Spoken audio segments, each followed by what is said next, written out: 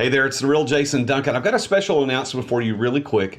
I am hosting the Exit Lifestyle Conference in Nashville, Tennessee, February 3rd, 4th, and 5th, 2022. You don't want to miss it. Go to theexitlifestyle.com to learn more. You know, I see young people now, young people who work in hospitality, young people who are doing different things. Like there's loads of different ways to learn the skills to run a business. You know, you don't have to be born and just grow up in an entrepreneurial family. Like I think one of the most amazing people who are entrepreneurial are farmers, actually, because I mean that's a very tough job, 24/7, you know, work ethic. I even think, and I have amazing young people who work for me, but you know, the way young people work today would be very different to the way people had to work 50 years ago.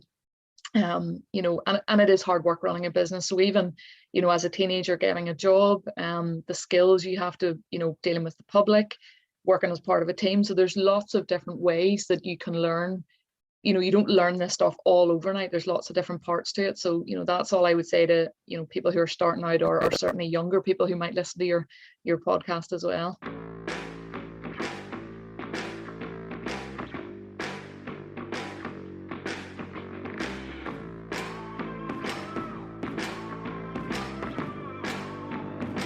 In today's ultra-competitive business world, being a successful entrepreneur or business owner can be very challenging.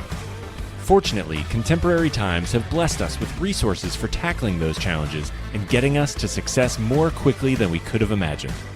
Welcome to The Root of All Success with the real Jason Duncan, a podcast that explores how the world's most powerful entrepreneurs grow incredible companies. This podcast looks at the 5 keys to unlocking success as an entrepreneur. A successful educator turned entrepreneur, Jason's mission is to use his gifts of teaching and leadership to help others get the results they want out of life. Join Jason every week and learn the keys to grow a truly successful business.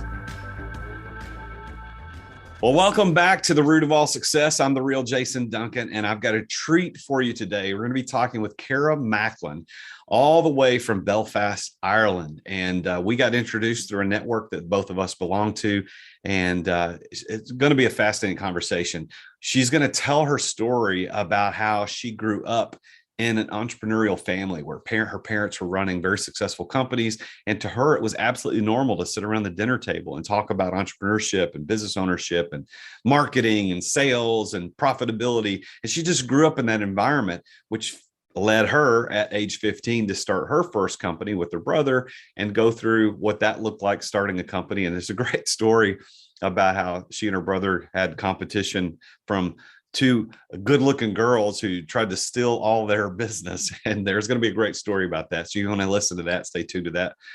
Listen to that story. But then she went to university, spent years in her years in university, went back to work with the family business, and at 24 years old was put in charge of a huge division of people and grew it to over 600 employees. And so she learned entrepreneurialism from a young age, experienced it after university, after college, and then went on after 15 years of spending time in the family business, going out and absolutely starting a phenomenal coaching business called Caram, C-A-R-A-M, kind of like her name, Cara Macklin. And she's going to talk a little bit about what that business does and how she helps growth stage entrepreneurial companies. She doesn't work with startups, but growth stage entrepreneurial companies absolutely grow their business in strategic and innovative ways that help them make more impact. Before we get into the show, before I introduce her and let her come on and start talking about, I want to remind you that if you are interested in subscribing to this show, if you just stumbled upon it, please go subscribe. We're syndicated on C-Suite Radio Network, as you heard at the very beginning of the show. We're syndicated there. We're on every podcast player. I would really appreciate it if you would hit the subscribe button and leave a 5-star review, because those reviews help this show get in front of more people listen to it, and then we get to make an impact around the world, which is what I want to do with the show. I want to show people just like you how to unlock your success as an entrepreneur. So please go subscribe on whatever podcast player. And if you don't watch this on YouTube or C-Suite TV, you really should go look that up. Go to youtube.com/TheRealJasonDuncan. And you can see not only the show, but all my video content that I publish on a regular basis. but you can go watch the show. So you can actually see my guest. You can see us talking. I'm actually recording this from my home studio here in Gallatin, Tennessee, just north of Nashville today. And I'm so glad that you're here. Thank you for being here. Without any further ado, let me introduce and welcome Cara Macklin. Well, Cara, it is so good to have you on the show all the way from Belfast, Ireland. So thankful that you're here today. Welcome to the show. Thank you so much for having me, Jason. It's great to see you again. It's good to see you too. And I know that my listeners are going to really love your accent. I was actually telling my wife before I got on the started the show this morning. I said, hey, I'm interviewing a lady from Ireland today. You just want to sit in there and listen to her accent.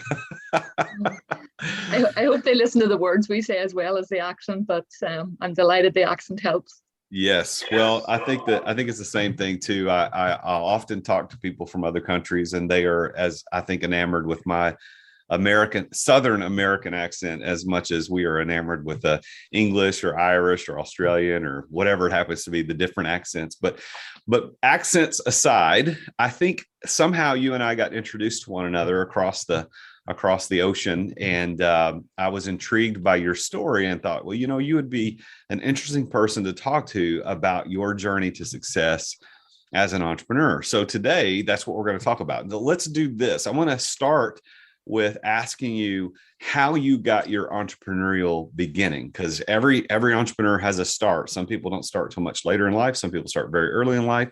So when did you, Cara, start as an entrepreneur?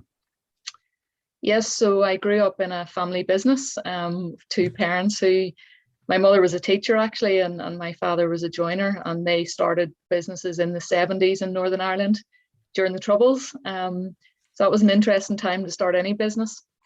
And I suppose I always thought that every house was just like ours, that you talked about business around the table. And so I never knew anything else. And I remember at school at 8 years old being asked, what did I want to do when I grew up? And I said, oh, well, I want to own Tammy Girl. And that was a teenage fashion store in the UK at the time. And that really wasn't what most country Northern Irish girls were saying, 30 years ago. And then I went on, I had my first business at 15. So I suppose you could say it's in the blood. Wow. So at 8 years old, you're sitting around the table, you're used to your parents talking about entrepreneurial things, owning businesses. What do you want to do when you grow up? You wanted to own a store. And then at 15, you start your entrepreneurial journey with your first business. What was that first business at 15? So my brother and I, we grew up in the countryside in Northern Ireland. So at that age, the only way to get out socializing, we don't learn to drive until we're 17 here. So you need to get out. So we decided to start a business of doing buses to local nightclubs. So we used to, so the bus cost us, I think it was £100 for the bus. There was 52 seats on the bus. So him and I needed a seat, obviously. So the other 50 seats we charged £5 each for. So we were making £150 profit, again, 25 years ago. And hopefully there's no tax people listening to this, but you can appreciate we weren't paying tax either at that age. So that was quite a nice amount of pocket money every few weeks. That's interesting. So how is your brother, older or younger? He's just 1 year older than me. And actually our first lesson happened then, because about 6 months into doing that business, we had competitors. So two very good looking girls in my year in school decided to do the same. My brother was the year older than me in school. So all the guys from our bus went onto their bus because they're good looking girls. And we'd already paid the deposit for our bus. So we were thinking, okay, we need to get, how do we get them back? So we contacted the nightclub and they gave us free drinks vouchers and free discount to get everyone in. So then we had £5 bus worth £10. So we had a poster made £10 and scored it out and wrote £5 on it. So then we got everybody back onto our bus, and the competitors then had to stop what they were doing. And one of them actually is a best friend of mine now. So we joke about it that I put her out of business at 15.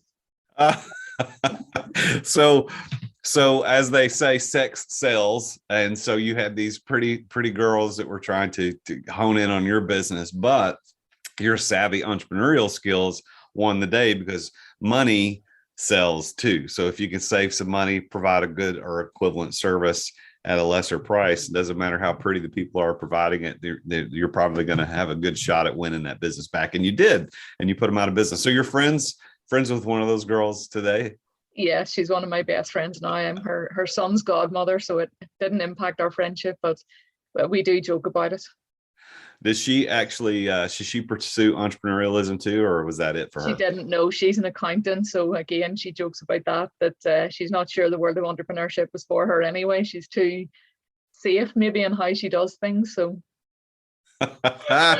so that's funny. So you not only you started a business, had competition that you thought was going to be a tremendous threat, it made you pivot a little bit, change things. And not only did you put them out of business, you put her out of entrepreneurial business. So that's great. What's her name? Linda. So Linda is an important part of your journey as someone who inspired you to do things a little different. And it's cool that you're her son's godmother and that you're still friends to this day. So that doesn't often happen in entrepreneurial competition.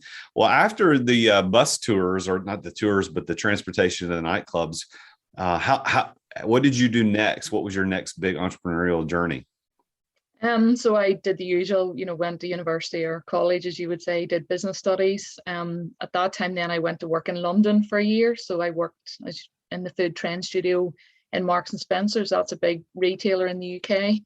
And that's when I really learned, a lot more sophisticated version of, what you would call innovation and disruption. So I was at the start of the process of trends and really getting to see how a big retailer did it. So that was a phenomenal experience for me, at a very young age. And also, my parents were very good at, a very high quality and exceptional customer service. And that again was reinforced when I worked in Marks and Spencer. So for me, that's one of the most important things in any business is the quality of what you do. And even, people talk about global businesses and you keep, different customers all the time, but, the world is getting smaller and smaller. So, that's one thing I would say is never cut corners.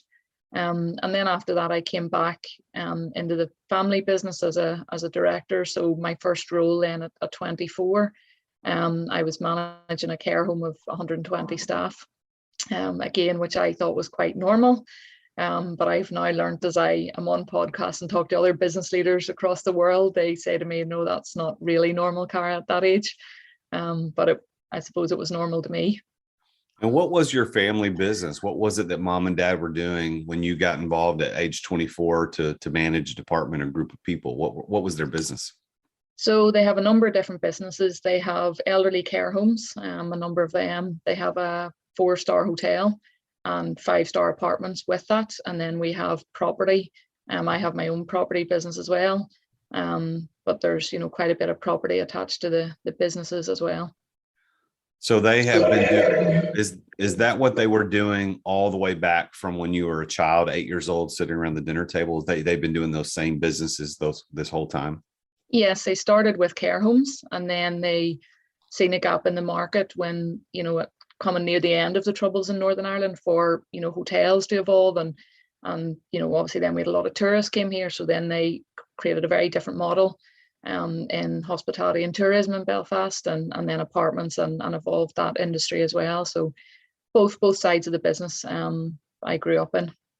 So how long did you work in the business with your mom and dad? You came back after university to work with them. How long were you actually working with them in their business, or are you still working with them in their business? No, I left the business a number of years ago. So I was about 15 years. I took a few years out to do different things, but about 15 years in that business. And so now you are operating a business called Caram, and which is completely different. So tell me a little bit about what you're doing now. Yeah, so one of the things, obviously hospitality is a very, fast-paced industry. So I was used to that kind of environment my whole life. And I suppose very early on, I got a lot of, University of Life stuff in terms of business and cash flow and how you grow a business. When I was in that business, we would have grown it from 200 employees to over 700. And we had 8 businesses. huge turnover. So, going through the growing pains of growing any business, and very people focused, which, I talk to a lot of entrepreneurs now, and that's still the biggest challenge in any business, is the people side. So doing that, I just had this feeling that, entrepreneurs of the future are going to have to lead very differently. The whole environment is very different. I use the analogy of Henry Ford. Entrepreneurs maybe in their 50s and 60s, the way they succeeded was they got a good model, they kept doing the same thing over and over again, and the key was consistency. That's not going to work anymore. So actually the type of entrepreneur now, and that's where the whole piece around innovation and training entrepreneurs both in their mindset and their skill set, they're never going to know all the answers. I have a huge drive in anything I do to have a massive impact on the people I work with, and ultimately on the world, to be honest, and whether it's local communities or. So one of the things I did in the business was created a new concept, which we'll probably talk about. But I just felt that I had the skill set from an entrepreneur, and then I trained as a coach professionally from a mindset point of view, that I could help entrepreneurs who really, really wanted to have an impact. And if I could, the more of them I could help, the more impact I could have in the world. So I suppose that was the big driver, rather than me just doing it on my own. So you created something, I think you refer to it as the innovative scaling system. Could you tell me a little bit about that? Yeah, so again, it's just gone back to, everything that I do in it is what I have done myself in terms of our own business. It's, sometimes people refer to me as a coach or a mentor or a consultant, and entrepreneurs don't like those terms, and I probably don't either. I'm an entrepreneur through and through. I see a lot of entrepreneurs who they want someone who has been there and done it. They don't want it taught out of a book, or, it's not a corporate world. So, that was the important bit for me, and bringing in just what I felt, future leaders are going to need, which I think is very different. And I say to people, I certainly didn't predict COVID happening at all, but I kind of got this sense 4 or 5 years ago, things were just, well, we could see it anyway with technology. Things are just going to speed up more and more and more. And the people who are running these businesses need a very different skill set to what even they needed 5 years ago, 10 years ago. So that's why I set the business up. So when you started your own entrepreneurial journey, so you had been working, of course, you started at 15 doing the buses, and then you went to university and you came back and worked in the family businesses that had been part of your just natural growth growing up as a girl. Now you're doing your own thing as an entrepreneur, as a coach, showing people, hey, this is what I did and my family did to scale businesses, to push through hard times and adapt well. What has been the biggest challenge for you in this latest venture of Caram, Caram, right? That's kind of a play on your name. Yes. Cara Macklin. So what has been the biggest challenge for you in actually getting that business up and running and scaling on its own, like the way that you're trying to teach other people to do? What's been the biggest challenge for you?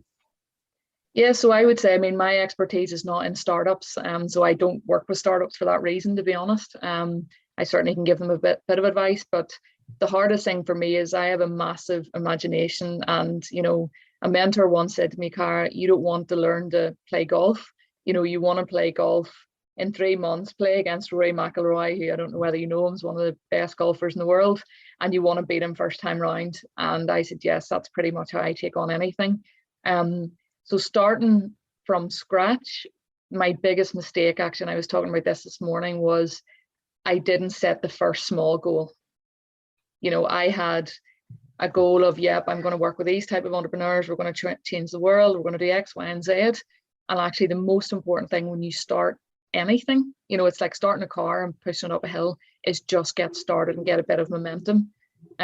So I needed to, as well as, I'm massive. One of my strap line is imagine more, and I'm always saying that to entrepreneurs, but actually that's what we're very good at. But in reality, we just need to put our feet on the ground and think, okay, what are we going to do in the next 3 months, 6 months? When did you realize that you had made that mistake of not setting that small goal first, that your goals were too large and you hadn't set the small ones? When did you realize that? I would say probably about 3 to 4 months into the business. And what was the tell? How did that become aware to you? Was it a coach? Was it somebody who said to you, hey, you didn't set the small goal first, or was there an issue that made you realize it? I suppose, well, I'm extremely impatient with achieving things. So I thought to myself, like, this is so far out, and how do I know I'm getting there? It's like running a marathon. So I thought, actually, you need to, come back a step. I say to everyone, people massively underestimate what they can achieve in the long term, but I certainly do, and entrepreneurs are the worst. We massively overestimate what we can do in the short term, and I did as well. So, when you've a few months of not hitting things, the reality kicks in and you think, okay, I need to scale this back a bit initially, and just get momentum. And once I get a few goals and targets hit, then this will speed up a lot quicker. I think that if you don't mind, I would like to dig into that a little bit, because the show, The Root of All Success, here doesn't normally get into the weeds on tactics, but I think your story and the fact that you have been very successful as a coach working with large scale entrepreneurs to scale larger businesses, not necessarily startup side. I would like to dive into that a little bit if we may, because I would like to know, I think the listeners will be able to see in your story some similarities in their story. So what was the big goal that you set originally? And then you realize, okay, this is maybe not too big, but there's no steps in between where I am now and where that is. What was that goal versus what was the new goal that you said, okay, I got to hit this one first? Can you share both sides of that and what that looked like? Yeah. So my dream is to get 10 of the best entrepreneurs in the world together in a mastermind group. And the type of entrepreneurs I'm talking about, they'll be from 10 different industries, because that's where you get new and fresh ideas from. Each one of them will bring a different expertise to the table of that. So one will be phenomenal in leadership, one will be phenomenal in marketing.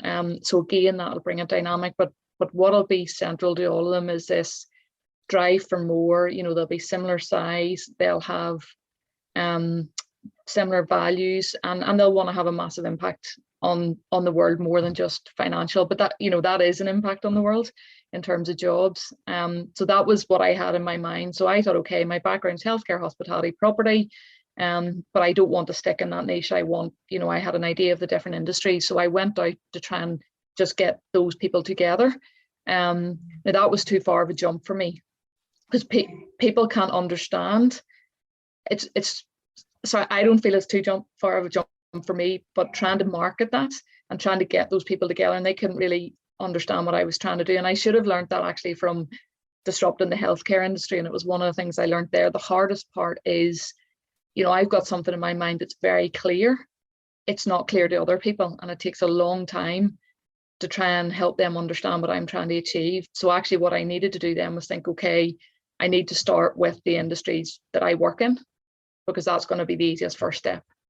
So your big goal, if I can kind of clarify, your big goal was, I want to start this mastermind. I want 10 of the most powerful entrepreneurs I can find in 10 separate and distinct industries, so that we can make each other better and impact the world. That was the big goal. I like it. I like that a lot, by the way. And I think that people listening would go, yeah, that's cool.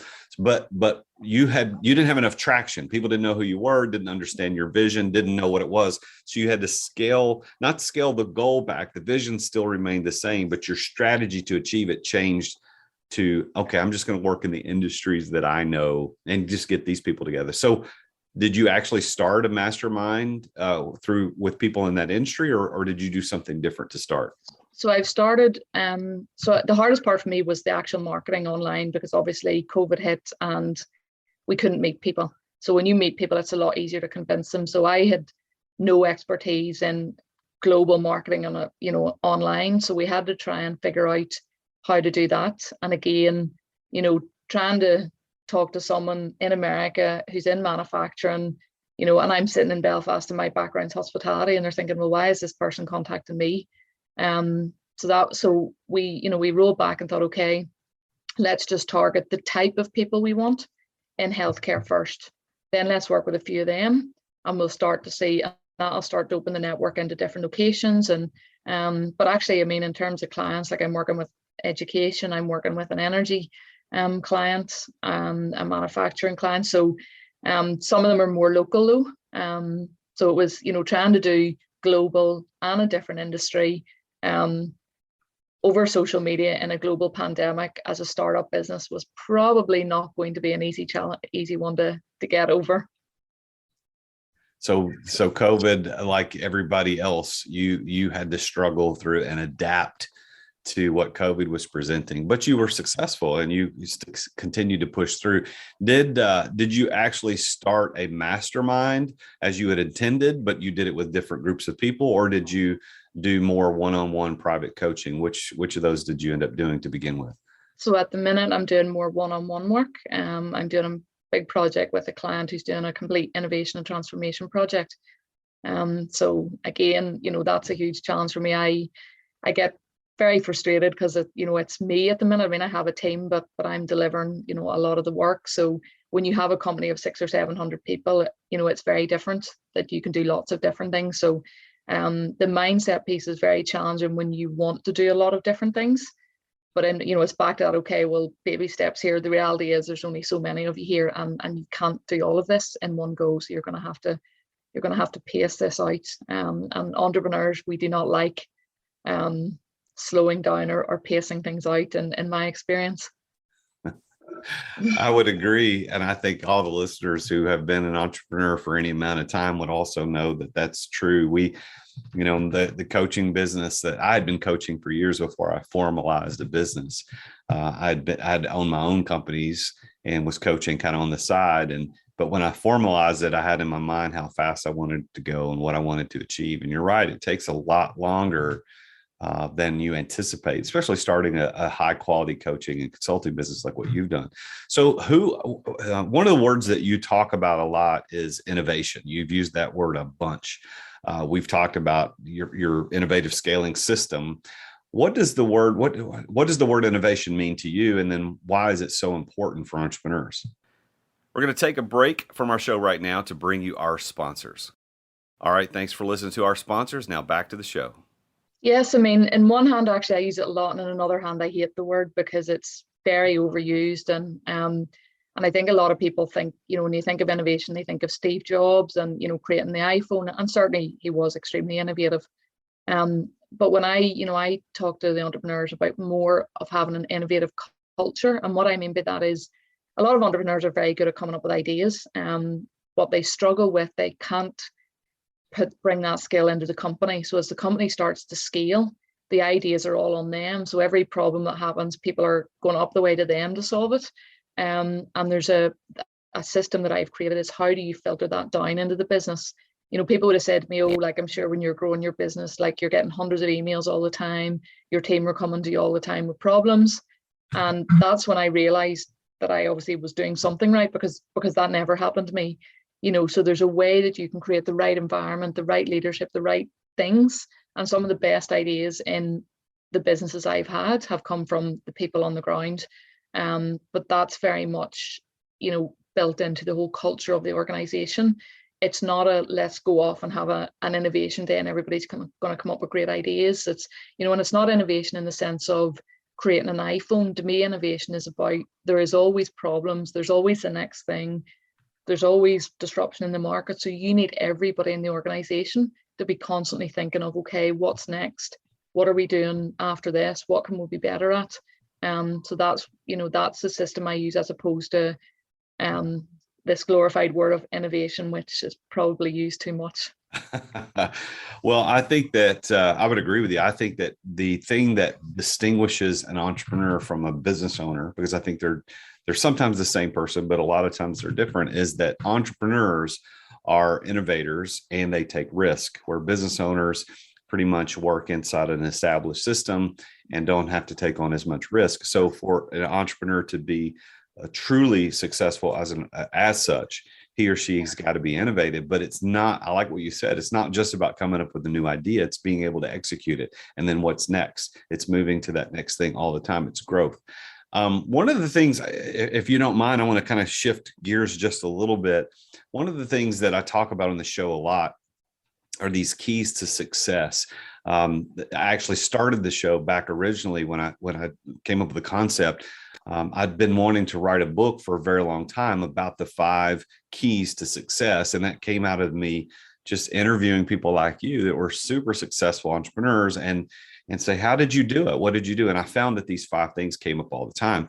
So I originally wanted to sit down and write a book, and I've actually got an ebook called The 5 Keys to Success, but eventually it'll be a published printed book. But in the meantime, I thought, well, I want to have a podcast where I explore these 5 keys with people like you, Cara. So what I'd like to do is kind of talk about what those are and get your responses, because not only do you have I think some insight in how these keys have played out in your life as an entrepreneur and in your parents' lives as entrepreneurs, but also now as a coach, you're working with not startup entrepreneurs, you're working with multi-million-dollar companies that are entrepreneurial. And I would like to see what you think about these 5 keys. Can we do that? Yes, that's great. Yeah. All right. So the first key that I talk about and that I've discovered through conversations is the key of passion. And passion unlocks, probably more than anything else, unlocks entrepreneurial success. But it's not the way most people think about it. And I know that listeners to my show are very familiar with me talking about that there are 2 sides of passion. There's the intellectual and the emotional side of passion. But most people only think about the emotional side of passion. They think about it in terms of, I'm doing something I love to do. Like for instance, personally, I love motorcycles. I love cars. I love that stuff. But that's the emotional side. The other side of passion, which is actually what the word means, is the intellectual side of passion, which is making a conscious decision to endure for a cause. So, for example, the Passion of the Christ, which is the phraseology we use to talk about Jesus's last week on earth before he was crucified, we call that the Passion of the Christ. And that was purely the intellectual passion of being willing to endure for something. And I found that entrepreneurs, in order to be successful, have to have that type of passion. Whether or not they're emotionally connected to their business is one thing, and that's contributing, that's a help, but that isn't the key to success. The key, I think, and based on everybody I've talked to, is that they have to be willing to endure for their thing. So, Cara, in your life as an entrepreneur, what have you seen that substantiates my theory that passion is probably one of the most important keys? Yes, no, I mean, I hadn't ever heard of it phrased the way you phrased it, and I love that. I think I heard a saying recently where a very famous investor, and I can't think of his name right now, kind of jokes about, oh, everybody has to have passion when they're an entrepreneur for what they do. And he said, well, that's rubbish. Actually, you need to make profit and money and solve a problem first and foremost. And that really got me thinking, which ties in now to what you're saying. Yeah. I think people confuse passion with you have to love it and enjoy it. And I see a lot of entrepreneurs, business owners, they start something on something they love. And that's okay. If you're a motorcycle fan and you want to open a motorcycle shop and that's a lifestyle business and you can make some money at it, fine. If you want to have a global business and there's not people all over the world who are going to buy it, so that passion is very different depending on the type of business you want to open. But yes, definitely the intellectual passion. I agree that and disagree with the passion bit. I don't think you can hate what you do as an entrepreneur. I'm not saying you need to absolutely love it and, like you with the motorcycles, but I don't think you could do something that you really, really hated. So that would be a starting point. But then, yes, there has to be, people talk about, is it a higher purpose? The intellectual passion, there has to be something that keeps pulling you forward and driving you, because, there are serious knocks, and, 95% of the world will tell you not to do it. So that's one hell of a tidal wave, because 95% of the world don't have the courage to do it themselves. So you need to have a very strong insight, and I'm going to steal that, intellectual passion, for sure. Well, it really boils down to that ability or desire or willingness to endure or even suffer for the thing that you're building. So, for instance, you were starting, building a coaching business, and then an international pandemic slows down the ability to connect with people and meet with people. And had you not been passionate about that as a concept, you wouldn't have endured through that. You might have gone off and done something completely different, but you had the ability and desire to endure, just like I have done. I endured a partner separation that just about bankrupted me and closed the business. I've endured years of not making really very much money just to build the business so that I could get to a place where I could be successful. So I think one of the indisputable keys to everyone's success as an entrepreneur is that passion. And I agree with you. You can't be successful in something you hate. It is not likely that you're going to succeed. So if you hate something, but you don't have to absolutely be overjoyed at the fact that you're doing something you love. I would love to, if I could figure out how to make a global impact through owning a motorcycle shop, I would do it. But what's funny that you mentioned that is that just recently, over this past year, I have been pursuing buying a motorcycle dealership, and I really, really wanted to do it. It was more of a lifestyle thing for me. I knew it was going to limit my time because I was going to have to be involved in the shop for a while, at least to get it kind of organized. But at the end of the day, the finances didn't make sense, and it was going to slow me down in building my other businesses that I own. So even though I was emotionally passionate about it, I decided I wasn't willing to endure for it. So there's a good thing. Now, so the second key, Cara, is not only is passion, but the second key is being at the right place at the right time. And I would say that based on the story that you shared about your journey, I'm going to make some assumptions and you can correct me. And then you can talk about how it also plays into the lives of the people that you work with, is that being at the right place at the right time is not about luck. It's about putting yourself in the right place at the right time, or observing where you are in the world and what timing you're dealing with, and then making the most of it.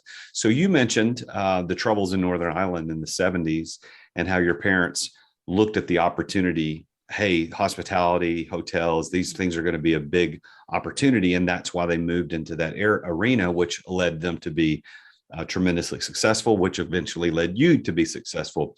What do you think about how right place, right time plays into our ability to succeed as entrepreneurs? I mean, it massively does. I mean, I would say there's two sides to that coin, and every entrepreneur, if they're being completely honest, there is a bit of luck in it. Steve Jobs talks about this in terms when he was alive in Microsoft, and that whole where they grew up, and there was a lot of them near Silicon Valley and the time. And so, be under no illusion, there is luck for everybody, but it's back to the other side of it. You make your own luck, and you look at opportunities, you look at industries, you look at timing, how your people behaving. So for example, for me, in terms of the business I'm now doing, I just believe, my mostly entrepreneurs in their 30s and 40s, and I just knew and felt that they would have a different mindset. They're more open. People in their 60s couldn't have asked for help years ago as the owner and entrepreneur of a business. It just wouldn't have worked. They might have had accountants or advisors in the background who gave them financial advice, but in terms of what I do now, that it just wouldn't happen. So you have to tie in with, no matter what idea you have, like you have to go with the wave. The disruption I did in elderly care, again, that was timing. I'd seen it happening in the States. I then seen it happening in the UK. And the wave was, I thought, well, I'm going to be the first to bring the wave here. So, looking across the world, looking at different industries, that's what I say. When, things that happen in other places, you can never directly replicate it in your local town or village, but you can take some things from it and think, okay, well, that's happening there. There's a chance that there's similarities there with us. And that's how things are going to play out here. Yeah, I think that what you're talking about there, Cara, is a key character trait and personality trait of a successful entrepreneur is being observant.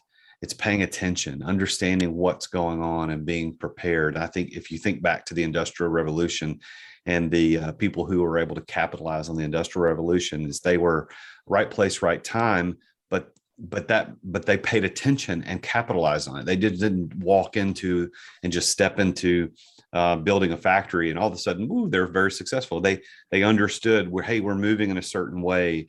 Technology and industry is working in a certain direction. So just like your parents and like you guys have done, you saw trends in industries that were coming and you took advantage of that. So I think that is a very good explanation of right place, right time. And entrepreneurs who are paying attention to that, can use that to unlock their own success. The third key to success is knowing the right people.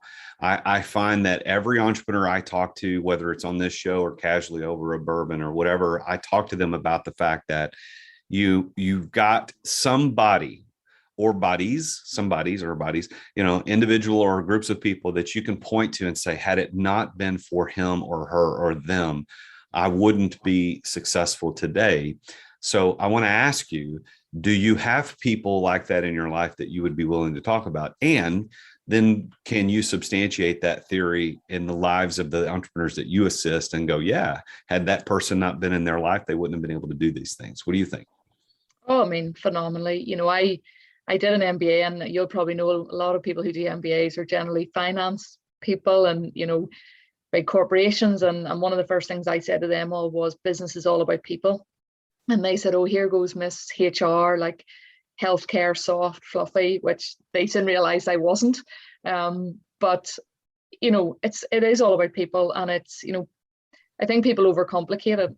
It's building relationships. It's getting to know people on a personal level. It's, helping people out when you can. I think social media has glorified it into this mass market. I mean, you can't build a relationship with 15,000 people properly.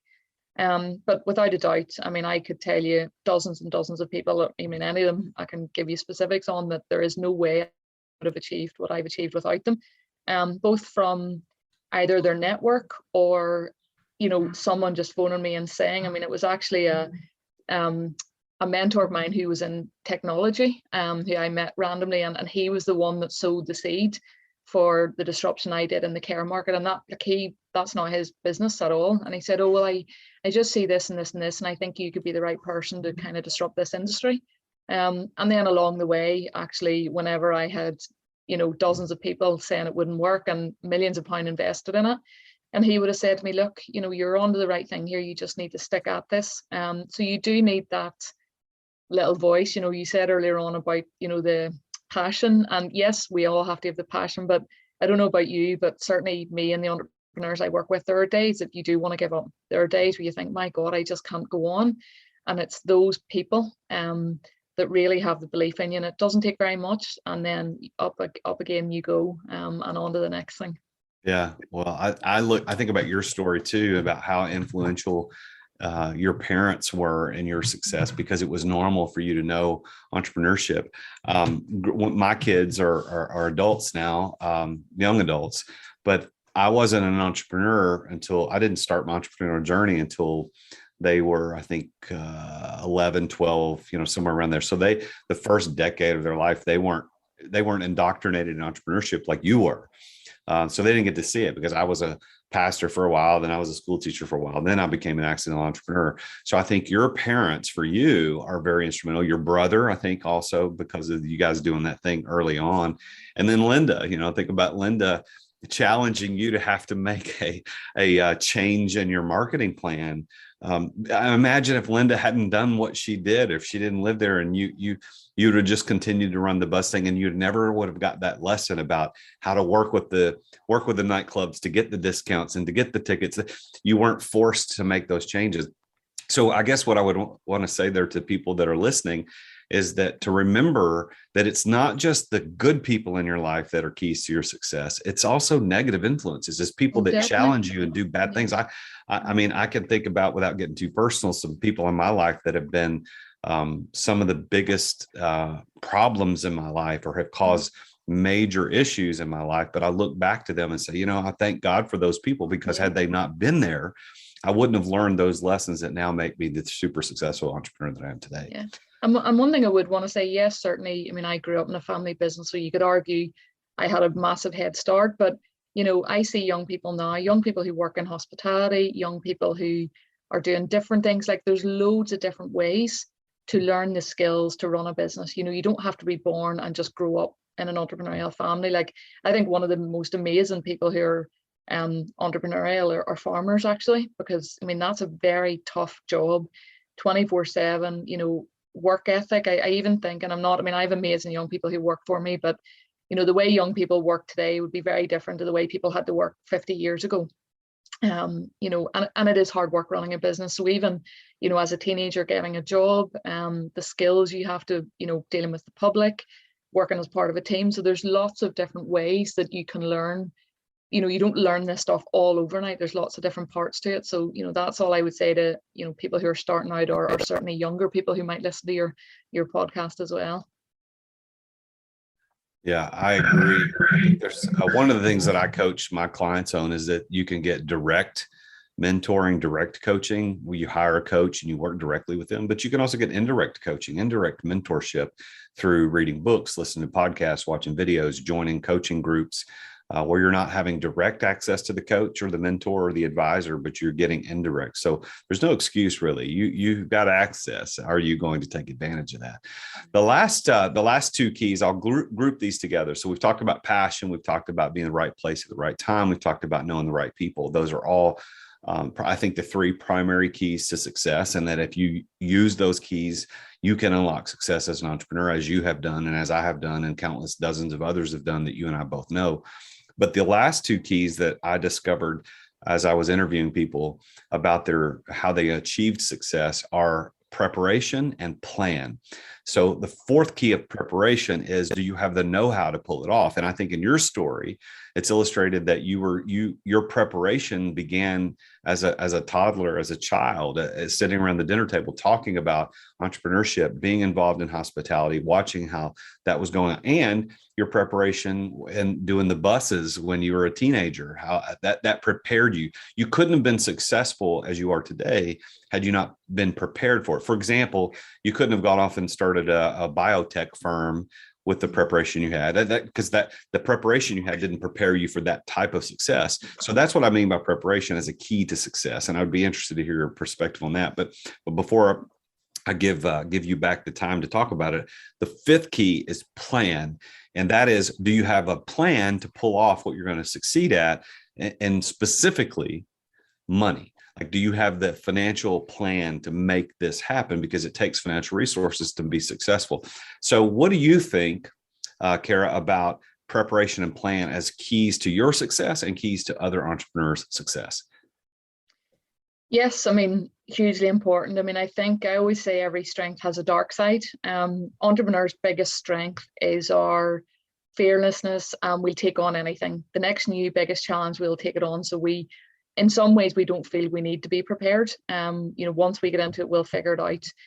And I think that is a massive asset we have. That's what disrupts industries. You want someone who doesn't have the expertise in the industry, but there's a leap too far. I had a guy who spoke to me recently and had a lot of money actually, and he wanted to go into buying care homes and running them, or getting other people to run them for him. Now, he had no expertise in finance, no expertise in investment, no experience in nursing homes, nothing. And I'm thinking, my God, no experience in running a business.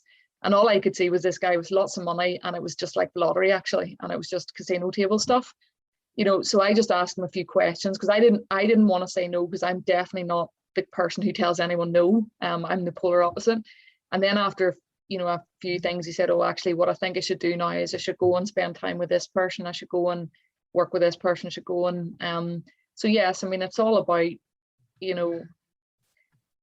again, back to my MBA, I was joking with the guys who were investors in my class and stocks and shares, which isn't for me. And I said, oh, that's just like playing roulette. And they said, well, Cara, so was opening a business. And actually they were right. I didn't see it that way because I was certain it would work. And I suppose, as you say, I had, expertise in certain areas. Don't go in blind is all I would say. And certainly don't go in blind with a huge amount of money if you don't know what you're doing on that front. So talking about the money, what do you think about the plan? Like, how is that a key to success, knowing how you're going to deploy financial resources to be successful?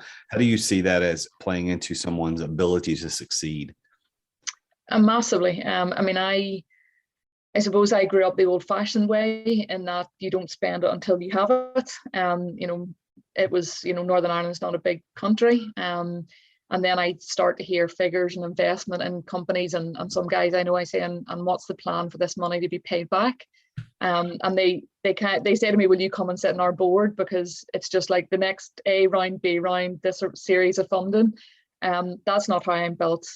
So I'm not saying you do have to invest in a business and spend more, but I just think, we have to be very, very careful. A business is set up, to make an impact, but ultimately to make profit, in my view.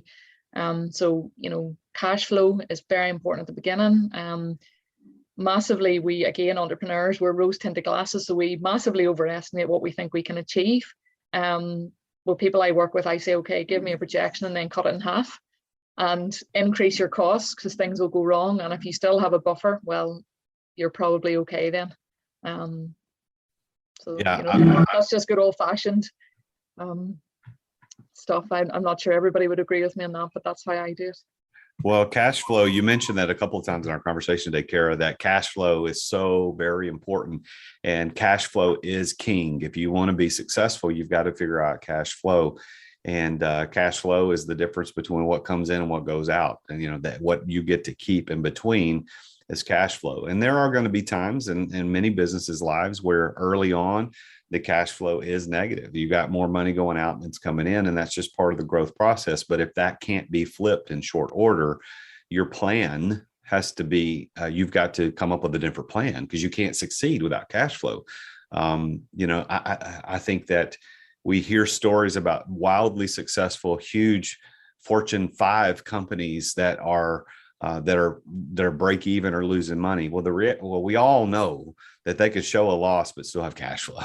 and I don't think the average person understands that it's not about the bottom line of the profit and loss as much as it is about cash flow. Are we able to have money in between to pay for the things that we need? So to review these 5 keys of passion and be at the right place at the right time, and knowing the right people, being prepared, and having a good plan. I think that your experience individually as a human entrepreneur, you've experienced those 5 keys and used those keys to unlock success. And I think you've illustrated that other people who are listening to the show can, if they use those keys, they can unlock success for themselves. They've got to tap into what they're willing to endure for.